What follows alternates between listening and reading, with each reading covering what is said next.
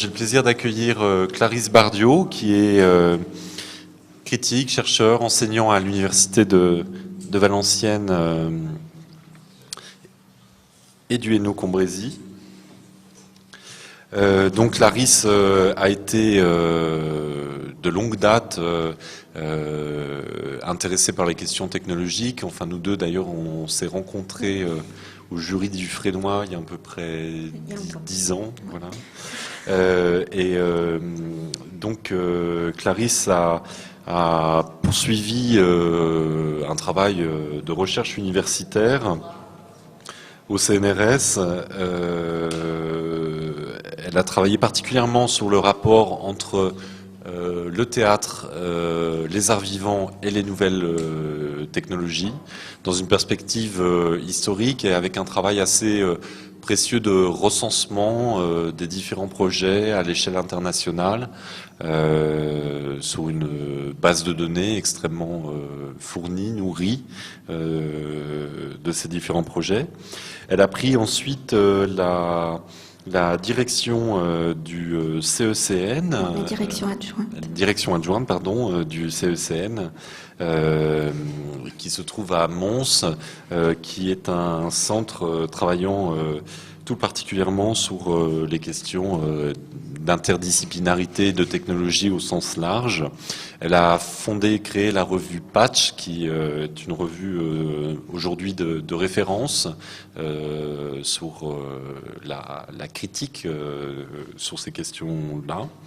Et aujourd'hui, elle travaille de manière indépendante sur ces mêmes questions avec plusieurs complices, parmi lesquels Annick Bureau, Cyril Thomas et Jean-Luc Sauret, avec qui tu as fondé la plateforme Nunc. Voilà, différents articles ont été publiés. Vous avez la liste dans la petite Bible. Je te cède la parole, Clarisse, pour nous parler des généalogies et perspectives sur le théâtre et les expériences de la mobilité. Oui, alors le titre n'est pas de moi, c'est pas si pompeux que ça. Donc je tiens à remercier Romaric de son invitation et aussi dire à quel point le programme que tu mets en place ici sur l'ouverture et l'innovation est quelque chose de difficile, d'extrêmement courageux aussi dans un contexte d'une scène nationale. Et aussi dans un contexte régional, même si ce contexte est extrêmement stimulant. Voilà, donc je crois que je voulais saluer cette initiative-là, parce qu'elle n'a rien d'évident. Donc, comme je suis universitaire de service aujourd'hui, je me suis dit que j'allais commencer par un truc de geek. Donc ça, c'est l'un des tout derniers accessoires pour iPhone.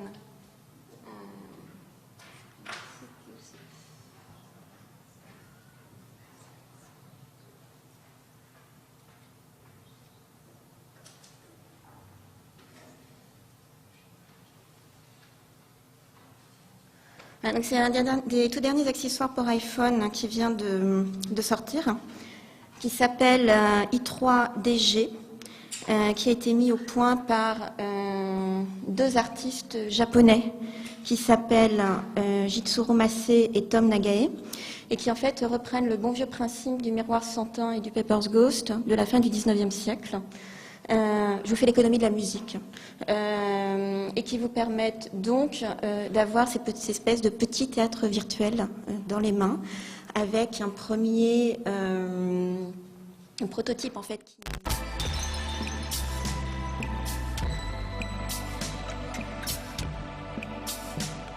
du film de Rotterdam. Alors voilà, donc ils sont en plein développement, peut-être que ça va bientôt se commercialiser, etc. En tout cas, c'est aujourd'hui, si vous faites la recherche dans Google théâtre mobile, c'est le premier lien qui arrive. Voilà, j'ai fait ça de manière très scrupuleuse. Théâtre mobile, qu'est-ce qui sort aujourd'hui? Ben, il sort ça. Voilà. Donc,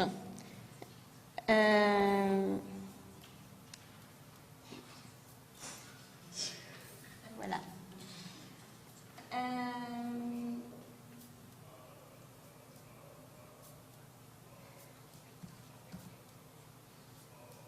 Alors, voilà, donc je n'ai pas pu quand même résister à vous mettre le Papers, Ghost, version 19e, lanterne magique et autres, mais c'est la même chose.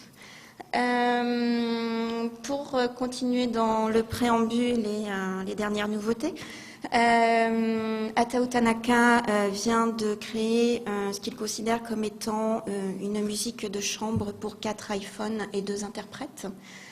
Donc en fait, dans ses mains, il a, chaque interprète a 2 iPhones. Il utilise donc les différentes possibilités de l'iPhone en termes de multitouch, accéléromètre, etc. Pour donc créer une pièce musicale qui est complètement dans la lignée de ce qu'il avait développé auparavant avec ses systèmes de capteurs fixés au poignet. Ce qui m'intéressait dans cet exemple-là, c'était aussi d'évoquer le lien avec la présentation. Xavier Boissary, à un moment donné, évoqué à tel point le fait d'avoir ces outils mobiles changer le rapport à l'informatique.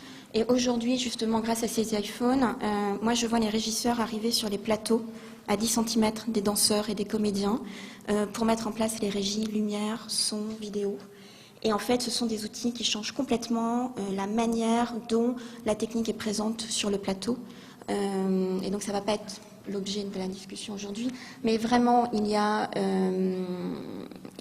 un changement de nature sur la manière dont les techniciens peuvent maintenant être présents sur le plateau, au contact des interprètes, et non plus derrière, bien barricadés en régie, derrière leur vitre, avec un retour son. Voilà. C'est pas toujours comme ça. Donc,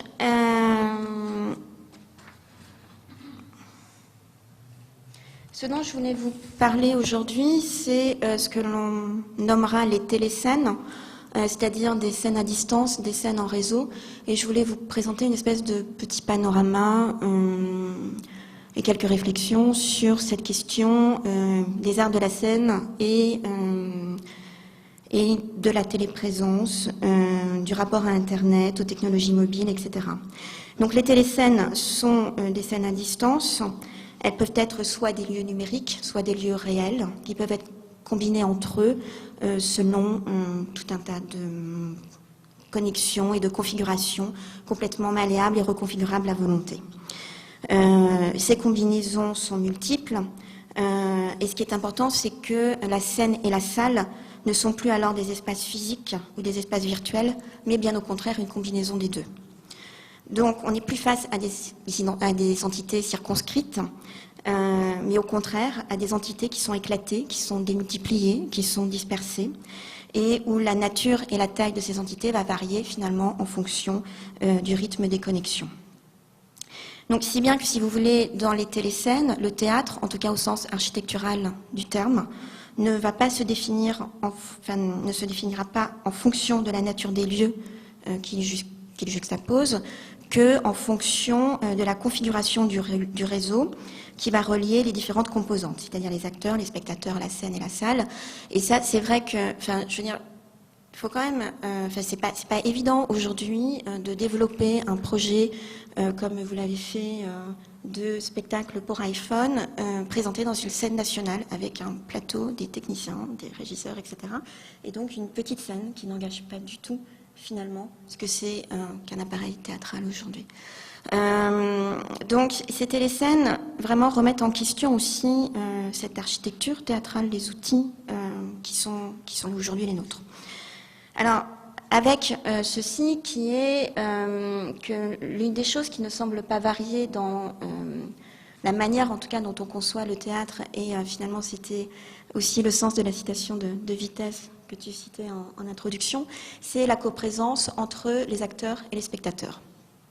Et finalement, ce que remettent en question les réseaux, c'est cette coprésence, puisque les acteurs et les spectateurs peuvent être séparés, les acteurs peuvent être séparés d'autres acteurs, et que donc cette espèce de pacte, ce Iketnuk qui fonderait le théâtre, cette absence de médiation qui aussi la distingue, enfin, permet de distinguer le théâtre du cinéma selon Benjamin, sont complètement remis en cause avec les réseaux, puisque justement ceux-ci introduisent un espace intermédiaire, un interstice, et donc finalement une interface, un troisième lieu dans lequel la salle et la scène peuvent se rencontrer. La médiation serait peut-être synonyme d'une perte de présence. C'est souvent la crainte qui est évoquée par les gens de théâtre. Les acteurs seraient absents aux spectateurs. Chaque spectateur serait absent aux autres spectateurs. Et finalement, on assisterait à une espèce de drame des distances, pour reprendre le titre de la pièce de Marinetti, qui cependant, en tout cas il me semble, permettrait de repenser aujourd'hui l'organisation spatiale de la scène et de la salle, de l'espace de l'action et aussi de l'espace de l'écoute et du regard. Donc, je vais vous présenter 3 stratégies qui sont en œuvre dans les téléscènes. L'une d'entre elles consiste à connecter ensemble des scènes et des salles à distance. Une autre à délocaliser finalement dans le cyberespace, et on verra quelques exemples sur Second Life. J'irai très vite sur ces 2 choses-là pour m'attarder davantage sur des exemples qui ont trait justement à ces plateformes mobiles que sont les iPhones en particulier, mais surtout tout ce qui est dans un premier temps les audioguides et aujourd'hui les téléphones portables. Peut-être aussi souligner qu'aujourd'hui en France, il y a une structure qui s'intéresse particulièrement à ces problématiques, qui est la plateforme X-Réseau, qui a été mise en place au Théâtre Paris-Villette et qui, à l'initiative d'Agnès Decailleux, dont j'aurai également le plaisir de vous présenter certains travaux. Malgré tout, même si la question de la téléprésence semble un phénomène extrêmement nouveau aujourd'hui, perturbateur, ce phénomène de téléprésence au théâtre a une histoire, et qui plus est une histoire assez ancienne, qui suit justement l'évolution des technologies. La première d'entre elles étant le téléphone, et l'une des toutes premières applications du téléphone était le théâtrophone, qui permettait d'écouter donc dans une salle lors d'une exposition à Paris en 1881 des représentations qui avaient lieu à l'Opéra Comique, à l'Opéra Garnier, au Français, etc. Et donc vous changiez de téléphone et vous changiez de spectacle. Donc ça permet comme ça d'avoir un certain don d'ubiquité. Donc Pardon ? Le son en direct. Oui, le son en direct. En mono, ça devait grésiller, couper, enfin bon, bref. Mais avec un paramètre néanmoins super important, c'est que le micro était placé au milieu de la scène, entre l'orchestre et les interprètes. Ce qui fait que l'écoute n'était pas du tout celle que l'on avait en tant que spectateur dans une salle.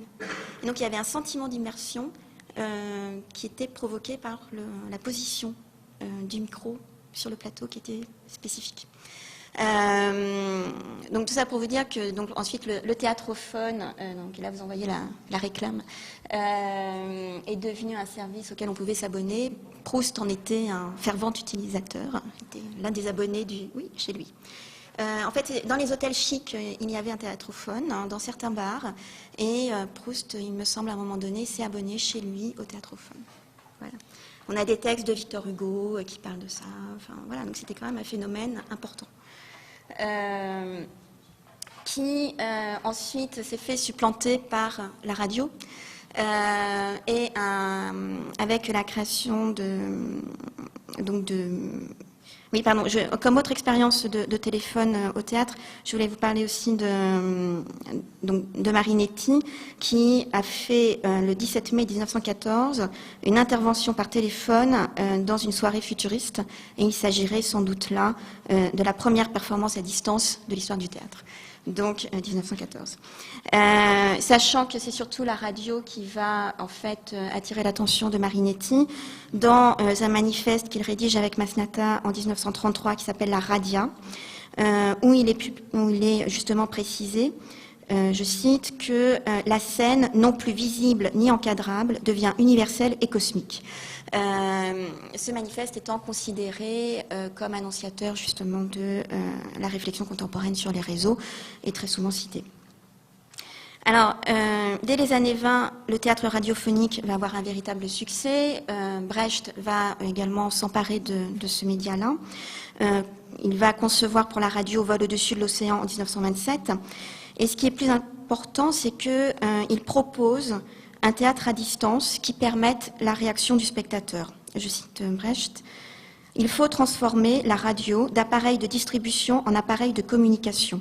La radio pourrait être le plus formidable appareil de communication qu'on puisse imaginer pour la vie publique, un énorme système de canalisation, ou plutôt elle pourrait l'être si elle savait non seulement émettre, mais recevoir, non seulement faire écouter l'auditeur, mais le faire parler, ne pas l'isoler, mais le mettre en relation avec les autres. » Bon, alors après, je vais aller plus vite parce que ça sont sans doute des choses que vous connaissez, mais la mise au point de l'image électronique est un pas supplémentaire sur les questions de présence à distance, puisqu'elle permet la présence de l'image, avec cet exemple qui est donc l'une des toutes premières utilisations de systèmes télévisés en direct au théâtre, donc dans cette mise en scène de Intolleranza, opéra de Luigi Nono, avec une scénographie de Joseph Svoboda à Boston, qui permettait notamment de retransmettre sur le plateau des images qui étaient filmées en direct, en coulisses, voire certaines images qui filmaient le public, et également une manifestation contre la représentation à l'extérieur du théâtre. La date 1965. Bon, voilà. Autre personne qui a beaucoup travaillé sur ces questions-là, qui est un scénographe français toujours vivant, mais déjà enterré, qui est Jacques Polieri, qui a donc mené vraiment toute une réflexion depuis la fin des années 50 sur la question de l'image électronique au théâtre, dont il disait qu'un nouveau type de relais entre la scène l'image électronique est un nouveau type de relais entre la scène et l'œil du spectateur. En ce sens, elle va peut-être conduire à une nouvelle forme de scénographie, à un nouveau genre de spectacle. Et il va donc définir en 1963 ce qu'il appelle une scénographie de l'image électronique et proposer dans différents jeux de communication, pour reprendre ces termes, donc c'est des systèmes de présence à distance grâce à l'image électronique. Donc ça, il s'agit d'un système qui avait été mis au point pour les Jeux Olympiques de Munich en 1972. Oui, 1972. Voilà. Simultanément aux États-Unis, vous avez aussi les expériences de Kid Galloway et Sherry Rabinowitz qui permettent à des danseurs qui sont donc présents dans des espaces différents de se retrouver au sein d'une même image qui est recomposée. Tout ceci grâce à la collaboration de la NASA et de la mise à disposition d'un satellite. Rien que ça. Voilà. Alors, je voulais juste donc voilà, simplement vous dire qu'il y a une histoire de la téléprésence au théâtre. Donc vous évoquez le premier type de téléscène qui serait donc ces connexions de salles réelles et de salles virtuelles, avec cet opéra de Todd McCover créé en 1996 qui s'appelle The Brain Opera. Je me suis aperçue hier qu'en fait Todd McCover était en train de monter son deuxième opéra dont la première devrait avoir lieu le mois prochain. Voilà, je ne sais pas plus.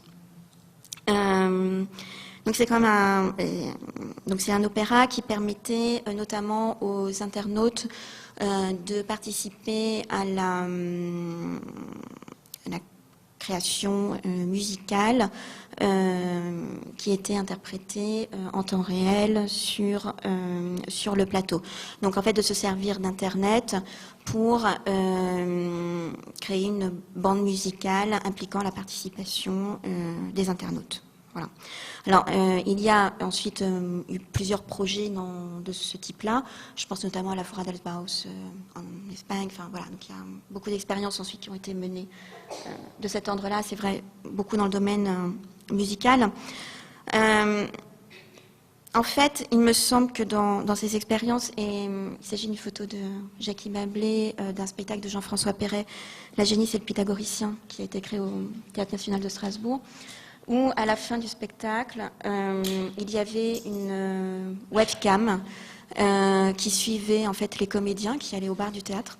Et on avait la conversation des comédiens retransmise grâce à cette webcam sur le plateau. Donc les spectateurs ne sortaient pas, c'était les comédiens qui sortaient, on les suivait grâce à cette webcam. Mais au-delà, je dirais, de cet effet de sortie du théâtre, il me semble que dans cette représentation, mais aussi dans d'autres représentations qui utilisent les webcams, que c'est plutôt... que l'enjeu, il est plutôt de capter le flux du réseau et de le rendre visible ou plutôt sensible. Notamment parce que très souvent, en fait, ces formes-là utilisent justement l'instabilité de l'image, la nécessité de son rafraîchissement, les sautes, et tout le travail qui est fait justement par le spectateur de création de l'entre-image, en fait, entre les sautes qui sont générées par ces webcams qui n'étaient pas très fluides à l'époque, mais qui avaient un vrai intérêt justement dans la construction de la perception du spectateur.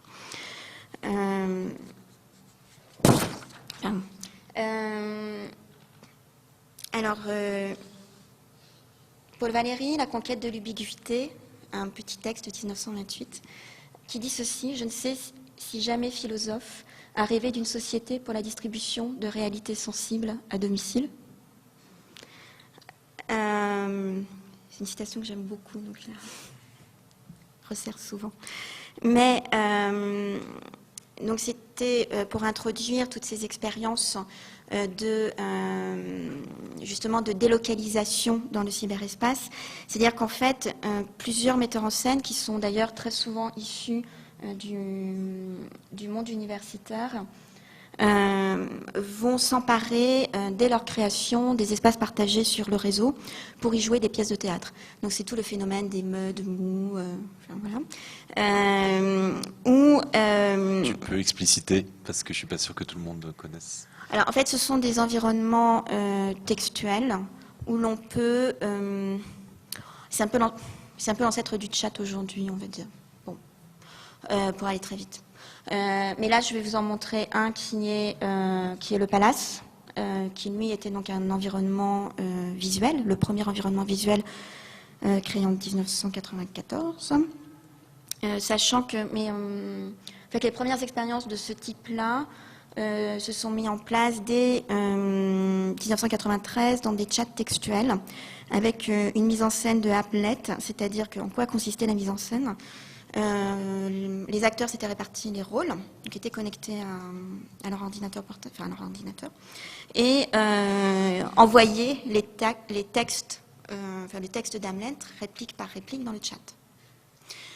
Et avec le public, il y avait certains modes de réaction possibles qui pouvaient applaudir, réagir, etc. Tout ça dépendait du paramétrage des réactions possibles des spectateurs, et ça, on y reviendra. Donc là, dans le Palace, alors c'est vrai qu'on est face à des choses qui ont l'air comme ça un peu rudes, enfin, on est en 1994. Là, il s'agit d'un projet de 1997 d'une compagnie qui s'appelle Desktop Theater, donc dont le propos était de faire du théâtre pour les bureaux de nos ordinateurs, donc qui est fondée par deux femmes qui travaillent dans une université américaine, Lisa Brenes et Adrienne Jenick, qui font une adaptation En attendant Godot, qui s'appelle waitingforgodot.com, où vous voyez ici Estragon et Vladimir, sous forme des avatars de base, et les autres sont des spectateurs qui sont présents à ce moment-là dans l'espace du Palace. Donc de même que pour... Enfin, je ne vais pas rentrer trop dans l'analyse, parce que j'ai d'autres choses à vous montrer, on pourra y revenir si vous avez des questions, mais de même en fait que pour les chats, les environnements VRML ont suscité aussi des représentations théâtrales, notamment pour deux des contributeurs à la création du VRML, Stéphane Matsuba et Bernie Roll. Je cite, « Le monde entier est sans doute une scène, mais les mondes virtuels sont encore davantage. Ils n'ont pas de quatrième mur, ni de coulisses. Ce sont des théâtres de l'esprit dans lesquels nous jouons tous notre rôle et où en plus nous l'écrivons. » Aujourd'hui, ce type d'expérimentation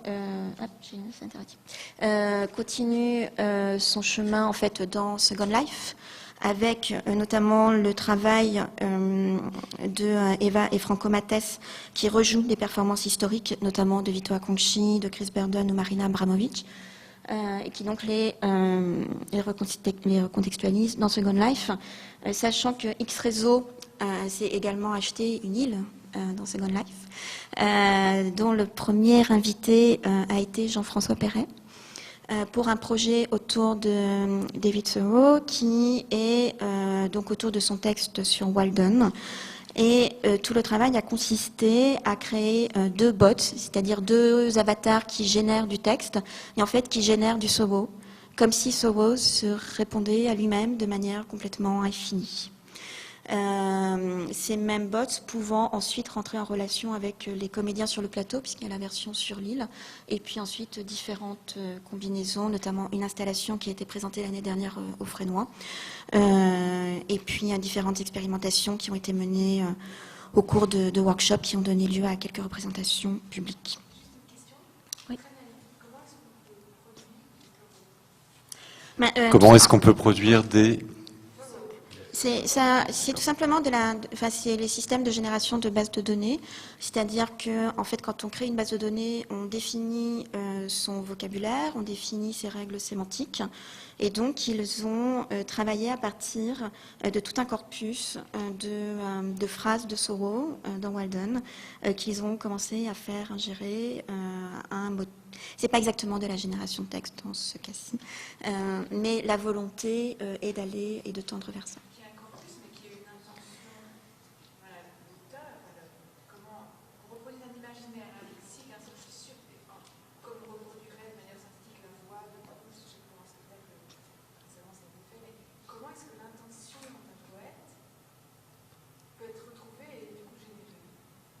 Mais je ne suis pas sûre que l'intention du poète intéresse Jean-François Perret.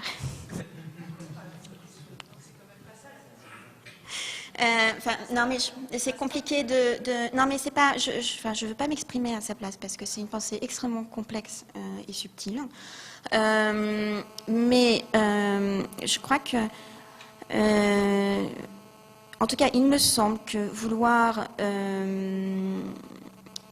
fabriquer deux robots qui générerait à l'infini du Thoreau, permet aussi de questionner de manière différente les textes de Thoreau et de se remettre dans les pas du poète. L'idée, ce n'est pas de... Enfin, c'est pas le phénix, justement. C'est pas de faire renaître Thoreau d'un système de générateur de texte. C'est vraiment une interrogation poétique de metteur en scène par rapport à un corpus de texte qui lui est donné et qui, par ailleurs, ne fait que prolonger son système de création qu'il a en place depuis des années, où il travaille avec des systèmes de partition qui consistent justement en une accumulation de textes qu'ensuite il met à l'épreuve de la scène. Voilà.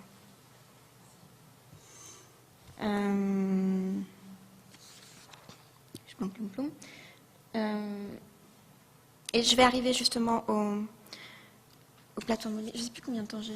Encore 10 minutes. Encore 10 minutes. Oui, bon. Donc, ce poème de Picabia, qui date de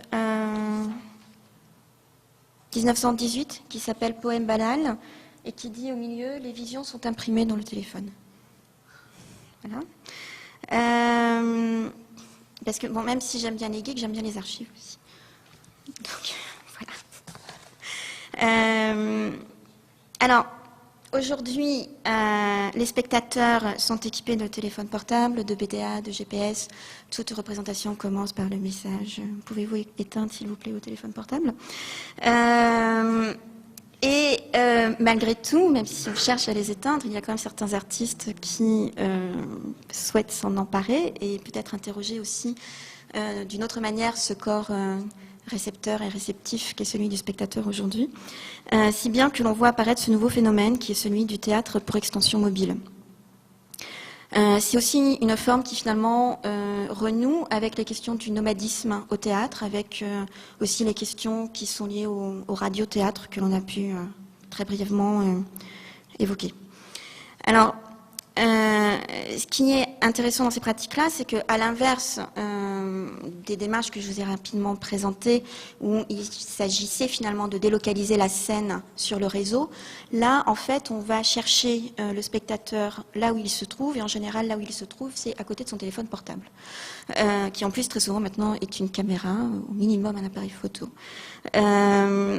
Donc, ces technologies mobiles suscitent des spectacles qui sont en réseau et d'un nouveau genre, mais qui se manifestent dans l'espace réel.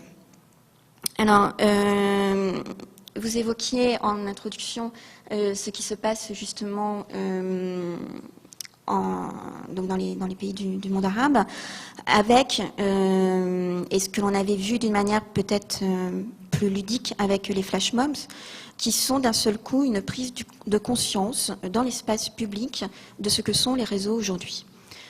Et où finalement, les flash mobs, qui renouent aussi avec les actions Dada ou encore le happening, finalement permettent, si vous voulez, dans ces manifestations-là, c'est le réseau qui est l'objet de la manifestation. Et l'idée, c'est vraiment d'avoir une manifestation visible du flux des réseaux, voire des potentialités d'Internet et autres modes de communication mobile comme outil d'organisation des communautés. Et c'est bien ce à quoi l'on assiste aujourd'hui. Donc, d'une stratégie de délocalisation, de connexion à distance, de téléprésence, on passe aujourd'hui à une stratégie de localisation, et je vais vous en montrer des exemples. Finalement, c'est du cyberespace au monde physique, aller-retour. Avec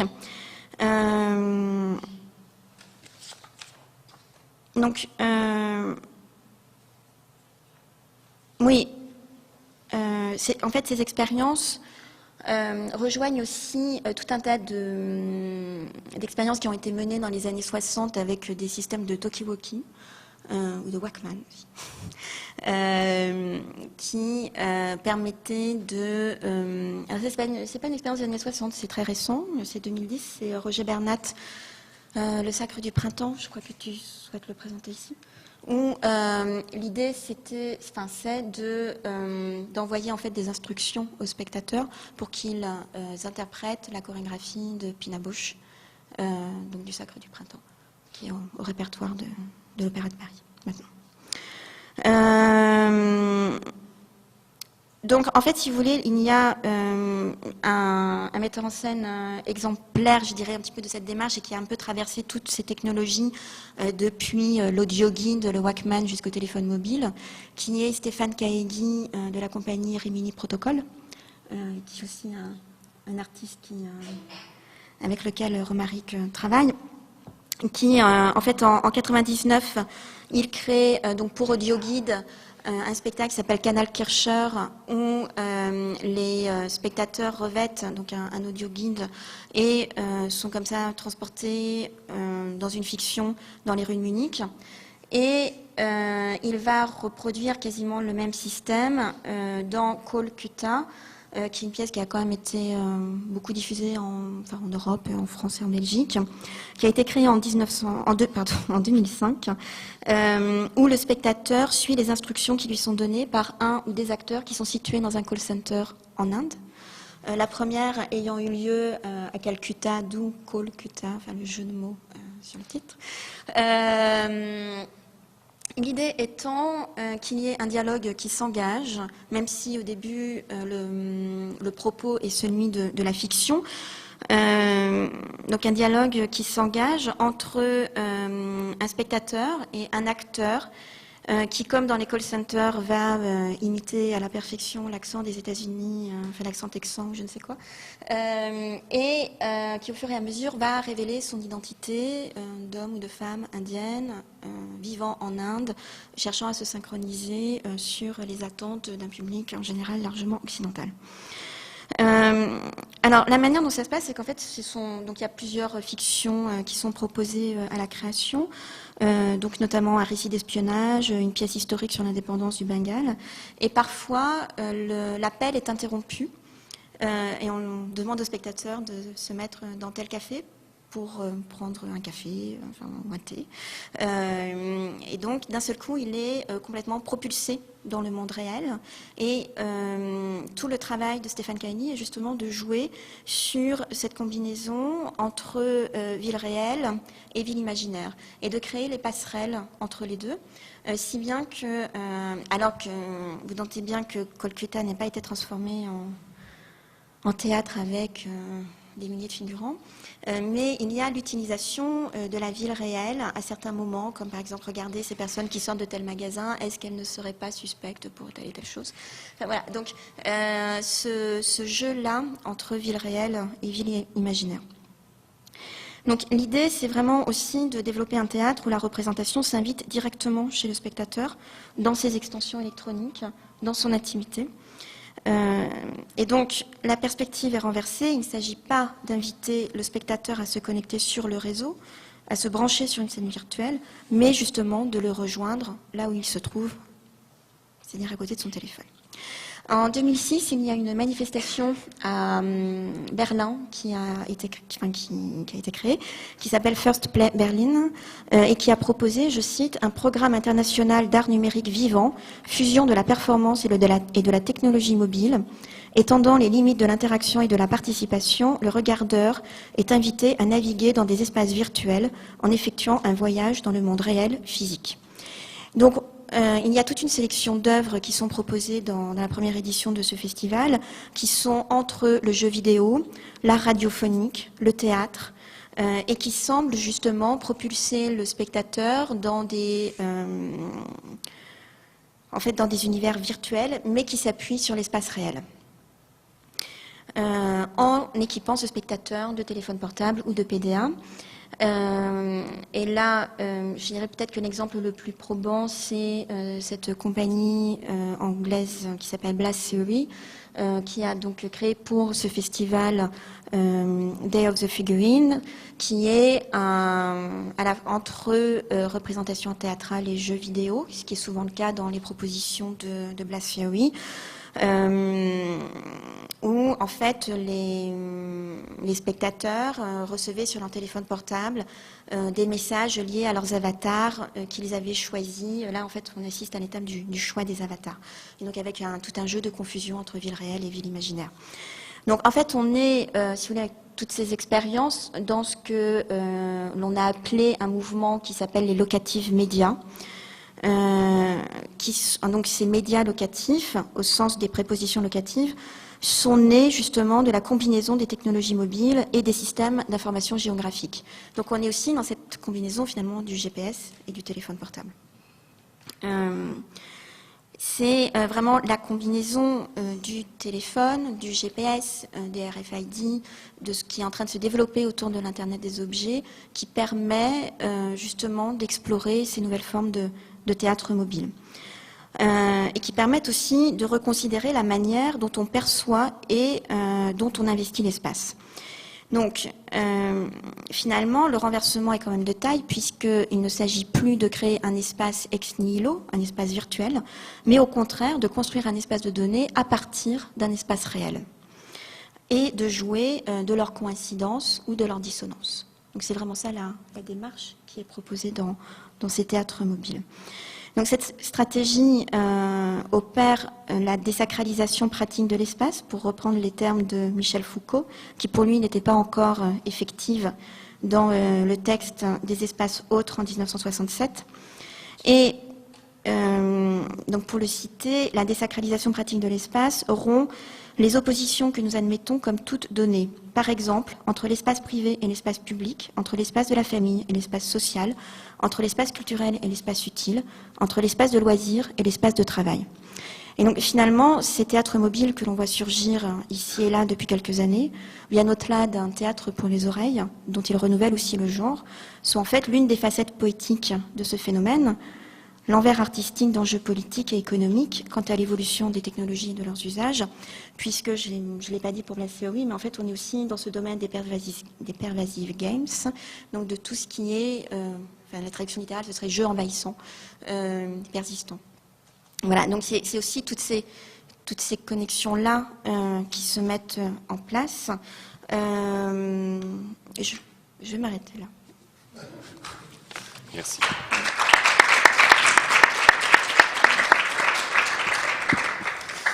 Merci Clarisse pour la perspective historique.